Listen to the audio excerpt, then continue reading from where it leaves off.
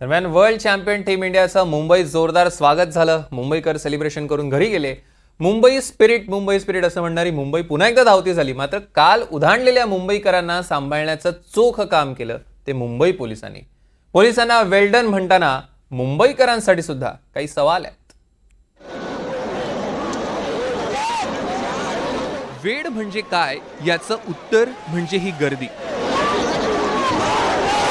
क्रिकेटसाठी काय पण म्हणजे ही गर्दी.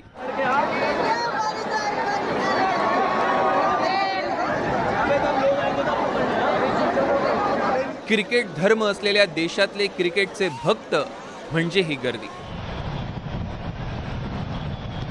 अख्खी मुंबई खेळाडूंच्या स्वागताला मरीन ड्राईव्हवर उतरली.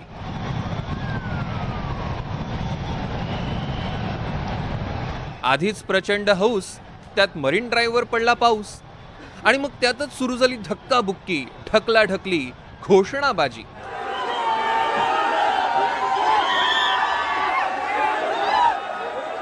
क्रिकेटचं वेड, टीम इंडियाचे फॅन्स आणि मुंबईच्या स्पिरिटच्या नावाखाली गर्दी अक्षरशः बेभान झाली होती. पाण्याच्या लोंढ्यासारखे माणसांचे लोंढे वानखेडेवर वाहत होते. ह्या सगळ्या उत्साहाला, उन्मादाला, जल्लोषाला शिस्त लावण्यासाठी रस्त्यावर नेहमीप्रमाणे ठामपणे उभा होता खाकी वर्दीतला मुंबई पोलीस. ऑन ड्युटी 24 तास. गर्दी आवरण्यासाठी आणि परिस्थिती सावरण्यासाठी तब्बल 5000 पोलिसांचा बंदोबस्त रस्त्यावर तैनात होता. इतके लोक एका ठिकाणी जमा होणं म्हणजे ते घरी जातपर्यंत आपली विकेट तर पडणार नाही ना, अशा प्रकारची परिस्थिती असते. खरोखर काल आपल्या मुंबई पोलिसांनी अतिशय चांगलं काम केलं. खूप मोठ्या प्रमाणात लोक येतील हे अपेक्षित केलंच होतं. मी तात्काळ गृहमंत्री महोदयांनी पोलीस आयुक्तांना फोन केला म्हणजे रोहित बाबा, म्हणजे तुमचं चांगलं स्वागत व्हावं म्हणून केला आम्ही.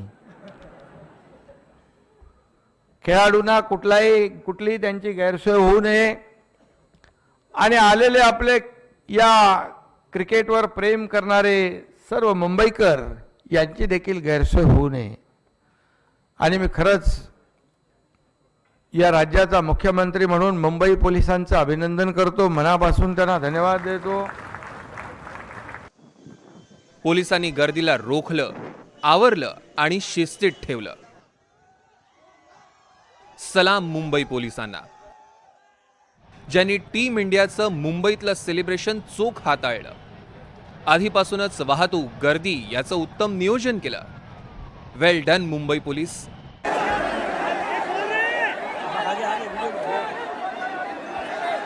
मुंबई पोलीस वेळेला देवदूतही बनून आले. गर्दीत काही जणांना चक्कर आली.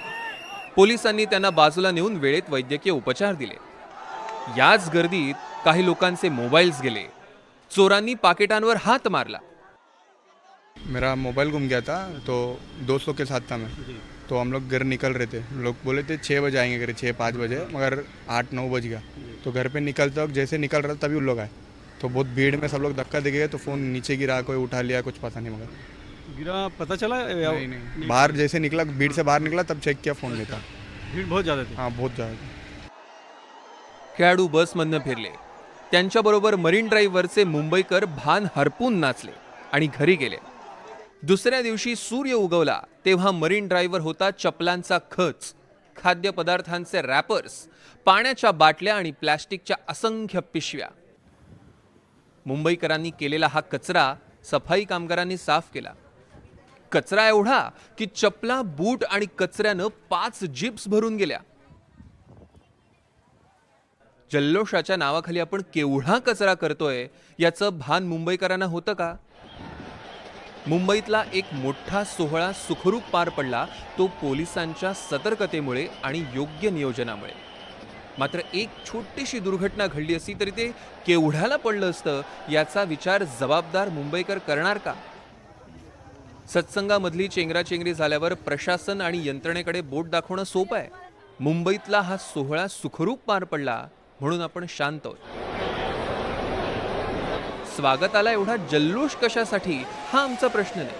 मात्र एवढी गर्दी करताना यंत्रणेवरचा ताण आपण लक्षात घेणार का? शिस्तीचं थोडं भान आपण मुंबईकर म्हणून बाळगणार का? Bureau report, NDTV Marathi, Mumbai.